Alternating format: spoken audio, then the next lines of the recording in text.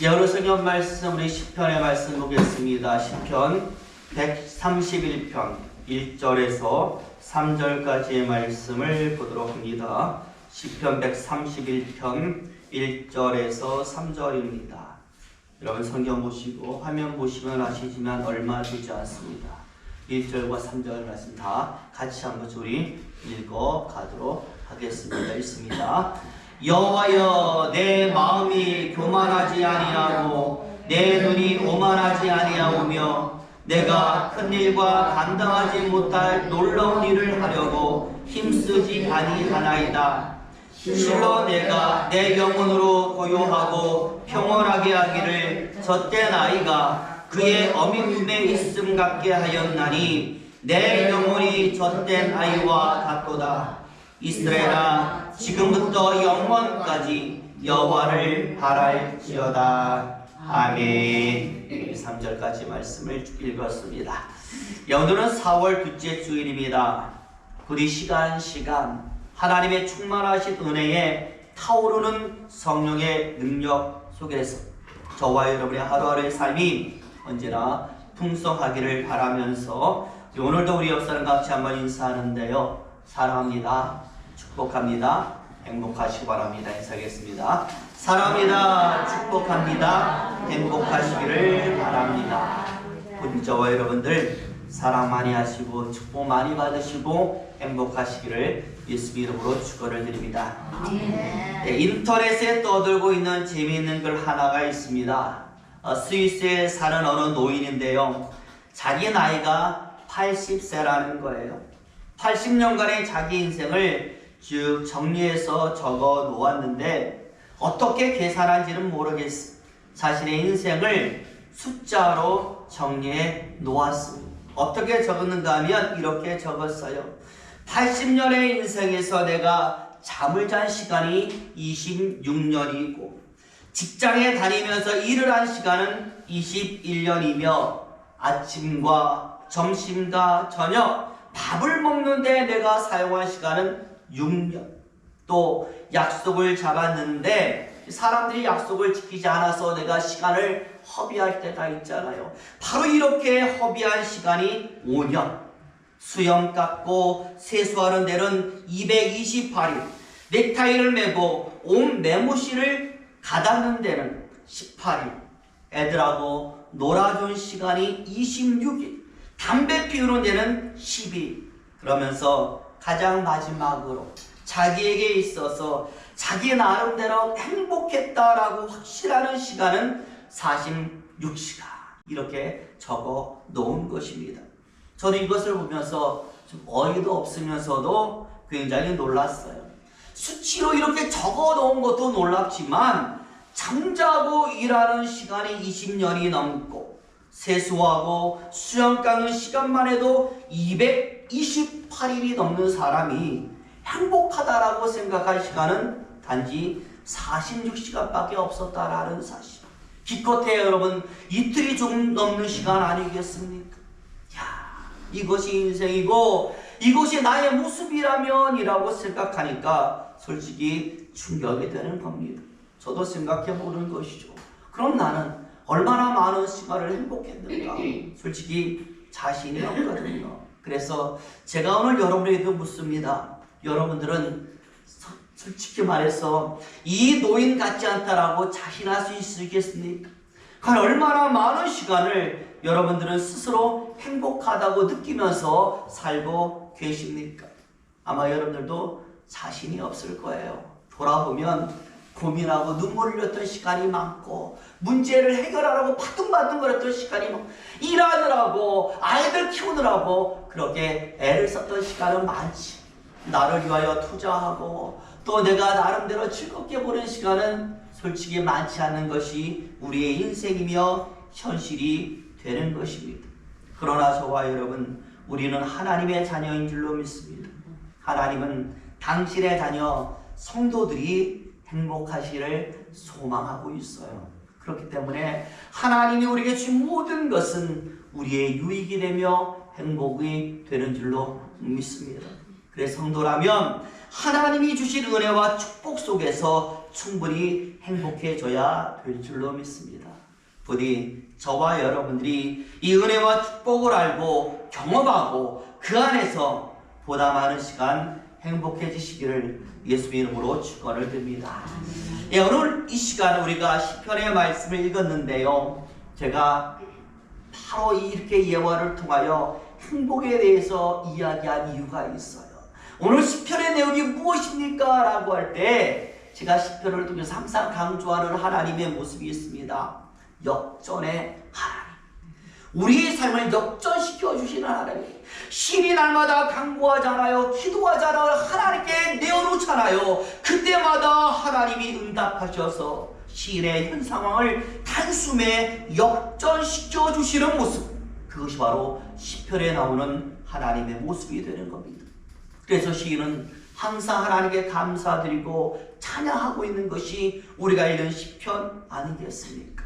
우리는 바로 이 시편을 통해서 항상 역전하시는 하나님과 그 하나님을 보면서 감사하는 시인의 모습을 보게 되는데, 오늘 이 시편도 마찬가지라서 똑같이 이 역전의 하나님의 은혜로 행복하게 된 한 남자, 바로 그 남자의 고백이 오늘 시편 131편이 되는 것이죠. 더불어서 이 시인은 고백합니다. 하나님이 나에게 이렇게 행복을 주셨으니 나는 이제 절대로 이 행복을 놓치지 않겠습니다.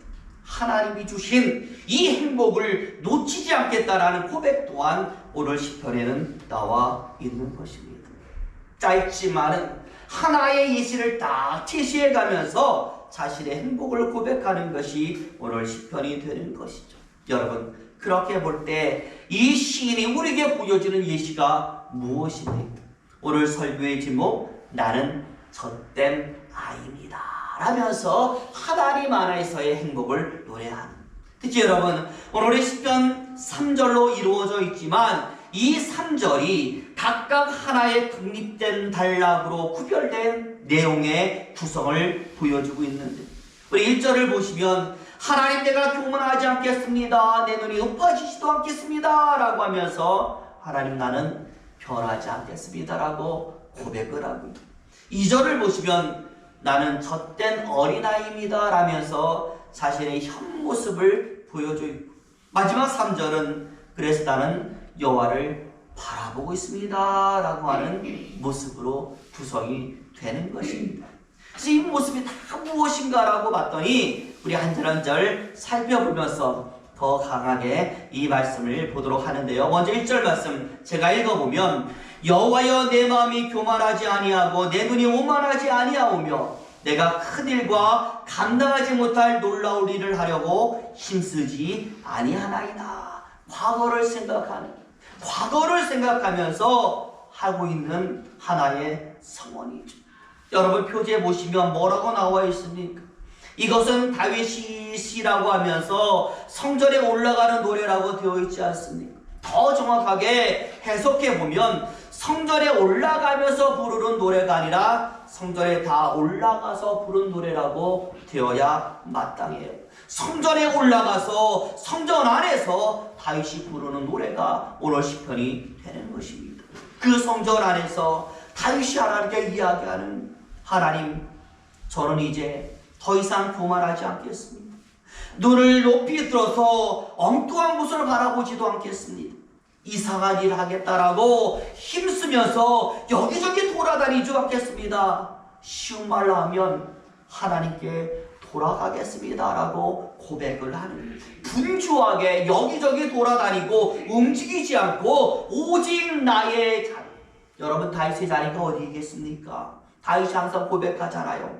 나의 자리는 하나님 옆자리입니다. 어려서 양치던 목동 시절에도, 사울의 악공으로 약기를 연주하던 시절에도, 장수로서 싸움에 나가서 싸우던 시절에도 항상 다윗은 그곳에서 하나님을 부르고 노래했다라는, 그러니 다윗의 인생은 하나님을 부르는 인생이고 하나님 옆에서 하나님을 찬양하는 인생이 다윗의 인생이 되는, 왕이 돼서도 마찬가지잖아요. 일어나면 성전에 달려갔습니다. 성전에서 하나님과 얘기하는 것이 다윗의 인생이 되어요. 그러니 하나님 옆에서 하나님과 이야기하는 자리가 바로 다윗의 자리였던. 그런데요, 바로 이것이 과거의 고백이었다라고 고백하면서 하나님, 이제 내가 그렇게 못했던 것 이제는 하겠습니다라고 고백하는 것으로 보아서 다윗이 현재는 그렇게 하지 못하고 있다라는 것을 보여주는 겁니다. 그래서 주석가들은 해석을 해요. 다윗의 인생 속에서 하나님과 멀어졌던 시간이 언제일까라고 봤더니 이스라엘 사울의 시대 때에 블레셋과 전쟁을 해서 전쟁, 바로 이때에 하나님의 법궤를 빼앗기게 되는데 바로 그 상황에 대한 하나의 상징이구나라고 해석을 하는 거예요. 하나님의 임재를 상징하는 하나님의 법궤가 원수의 땅에 있으니 가고 싶어도 가지 못하고 모시고 싶어도 모시지 못하고 그것을 찾아오지 못하는 불경과 안타까움, 바로 이것이 지금 과거의 다윗의 모습이고 지금 현재의 다윗의 모습이다. 그런데 이제 그 법궤가 다시 예루살렘으로 돌아오고 있습니다. 하나님의 성전 안에 다시 모셔졌습니다. 여러분, 얼마나 귀하고 정말 소중하겠습니까? 바로 그 성전에서 다시 돌아온 법궤를 바라보면서 다윗이 결심하는, 하나님, 이제 다시는 하나님의 법궤를 떠나보내지 않겠습니다. 교회 안에서 하나님 멀리하지도 않겠습니다. 성전 안에서도 내 안에서도 내 삶에서도 영원히 나는 하나님과 함께하겠습니다. 정말 다시 하나님이 멀리 있는 이 아픔을 나는 느끼고 싶지 않습니다.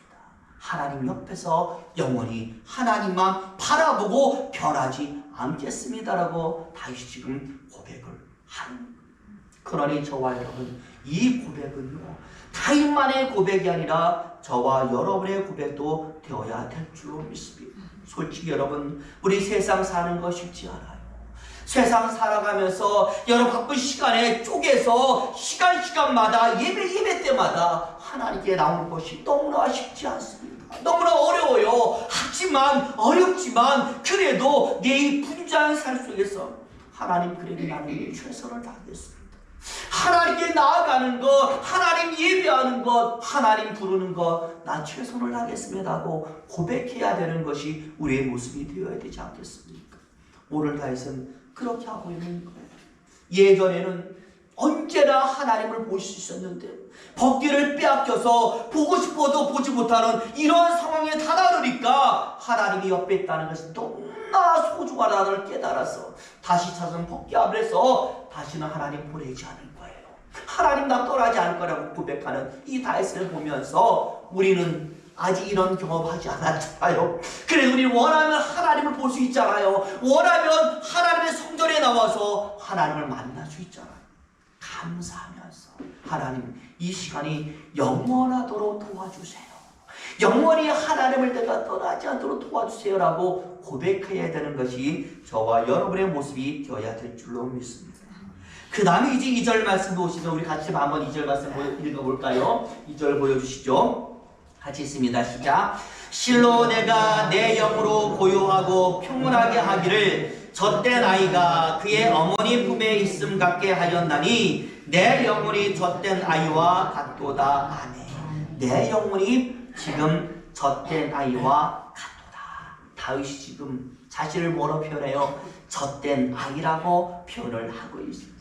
여러분, 여기서 젖된 아이라는 것은요, 두 가지를 의미하거든요. 하나는요, 이제 다 자라기 때문에 더 이상 어미젖을 먹을 필요가 없으니까 아이를 젖을 떼기 위해서 어미 품에서 멀리 떨어놓는 경우가 하나가 있고, 또 하나는요, 강제로 젖 먹는 아이를 어미 품에서 떼어내는 경우도 분명히 있어요.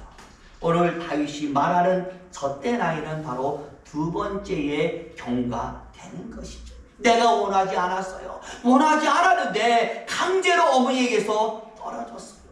하나님의 법궤를 빼앗기는 것 다윗이 원했습니까? 원하지 않았잖아요. 그러나 원치 않았지만 하나님의 법궤를 빼앗기고 하나님에게서 멀어졌다는 것. 여러분들도 다 아이를 키워보셔서 아시잖아요. 강제로 젖 먹는 아이를 어미 품에서 떼어나면 아이는 자지러집니다. 발악합니다. 기를 쓰고 엄마 품으로 다시 가려고 합니다. 싫다고 안 간다면 막 울면서 매달립니다. 그런 아이에게 다시 어미의 젖을 물리면 너무나도 행복해 하거든요. 그리고 다시는 내가 안 떨어지겠습니다 라면서 어미 젖을 꽉 붙들고 놓고 떨어지지 않고 놓아주지 않는 것이 젖된 아이가 가진 특징이라. 오늘 다윗이 바로 그것을 나라고 표현하는 거예요. 하나님, 내가 바로 그래요. 정말 어미젖을 강제로 떼어줘가지고 다시 어미젖을 찾았을 때에 다시는 내가 놓지 않겠습니다라고 그 아이가 어미의 젖을 붙들고 있는 것처럼 하나님, 내가 그렇게 하나님을 붙들고 있어요. 그렇게 하나님 품에 매달리고 있어요. 그것이 바로 나의 모습이에요. 그리고 이 모습을 나는 영원히 간직하고 가겠습니다라고 그렇게 고백하는 것이 오늘 다윗의 모습입니다. 그래 여러분들, 다윗이 하나님의 법궤가 예루살렘에 다시 오는 모습을 보면서 왜 그렇게 미친 듯이 기쁘게 춤을 췄는지 여러분 이해가 되지 않습니까? 젖된 아이니까, 강제로 어미 젖에서 띄워진 아이니까 다시 돌아오는 어미의 젖을 보면서 그렇게 기쁘게 춤을 추게 됐던 것입니다. 다시 하나님 품에 안긴 기쁨, 다시 하나님 품 안에서 적과 꼴과 은혜와 축복을 공급받는 기쁨이 지금 다윗에게 있었던 겁니다. 그렇기 때문에 이제 마지막 세 번째 고백 3절에 보시면 이스라엘아 지금부터 영원까지 여호와를 바라지어라. 이스라엘아 나와 함께 영원토록 하나님을 이렇게 바라봅시다. 이렇게 고백을 하고 있는 것입니다. 사람이 뭔가 소중한 것을 잃어봐야 그 소중함을 안다고 더욱 하나님에 대한 소중함을 다윗과 이스라엘 백성들은 알게 되었던 것입니다. 여러분들, 우리가 성경을 보면 동행이라는 단어가 굉장히 많이 나오지 않습니까? 아브라함이 하나님과 동행하고 에녹이 하나님과 동행을 해서 하늘로 승천하더라 라는 말씀 성경에 나와 있으니까 목사님 얘기하잖아요. 여러분들도 에녹처럼 하나님처럼 그렇게 하나님과 동행해야 됩니다 라고 말씀을 하잖아요. 어떤 남자가 설교 시간에 목사님의 이런 말씀 들고 생각을 합니다. 아 그래, 하나님과 동행해야 되는데 과연 동행이 무엇일까? 동행의 의미를 알아보고자 사전 찾아보고 막 인터넷 뒤져보고 다 찾아봤더니 동행하다라는 히브리어가 부부관계를 의미하는 단어다라는 구절을 찾아낸 거예요. 그래가지고 부부라는 것이 때로는 다투고 그리고 얄미워 보여도 한평생 묵묵히 함께 걸어가는 그러한 사이인 것처럼 하나님과의 동행도 그런 것이 아닐까라는 생각을 어렴풋이 하게 된 거예요. 그러다가 어느 날 이 사람이요 아주 우연하게 자기 아이를 동네 병원에 데려다 주게 되었어요. 매일 엄마가 하는 일이었는데 엄마가 바쁘니까 자기가 이제 엄마 대신에 아이를 데리고 병원에 가는 거예요. 근데 그 병원까지 길이가요 한 700~800m 밖에 안 되는 짧은 거리. 그런데 그 700~800m를 생전 처음 내 아이지만 그 아이를 데리고 그 어린 아이를 데리고 손잡고 병원에 가는데요, 이게 몇십 년, 몇백 년 갔다 온 것처럼 그렇게 길게 느껴지고 힘들게 느껴진다라는. 여러분 아이가 알잖아요. 손잡고 가도 얘가 그냥 따라옵니까? 가다가 뭐가 보이면 쫓아가고 막 딴 데 가려고 그러고 또 가면서 병원 앉았지. 얼마나 힘들지. 이 아이를 데리고 막 병원에 가는데 속에서 열불이 나고. 그래서 집에 와서 나 다시는 안 해. 나 다시는 아이를 나한테 맡기지 말라고 아내에게 얘기했다는데요. 그 얘기하다가 깨닫는 거예요. 자, 내가 이 아이보다 좀 낫다고, 좀 크고 좀 어른이라고 이렇게 함께 걸어가는 것이 이렇게 힘든데 사람과 같이 동행하고자 손잡고 걸어가시는 하나님, 야, 우리와 함께 동의하면서 얼마나 답답하고 얼마나 애가 타고 얼마나 속이 상하셨을까. 나는 그 700~800m 가는 것도 속상해 죽고 열받아 죽겠는데 평생을 하나님 우리 손잡고 걸어가는데 우리가 그냥 갑니까? 하나님 말씀 잘 듣습니까? 어린아이처럼 지멋대로 가고 자기 마음대로 가려고 손놓으려고 그것을 꼭 붙잡고 가려는 하나님. 정말 하나님입니다. 하나님의 은혜가 얼마나 대단한지. 나에게는 가장 이것이 안전한 길이지만 하나님 입장에서는 많은 것을 포기하시고 인내하시는 참 은혜로운 길이구나. 동행 자체가 사람에게는 엄청난 은혜의 길이구나 라는 것을 그가 그때에 깨달았다라니. 여러분 그렇습니다.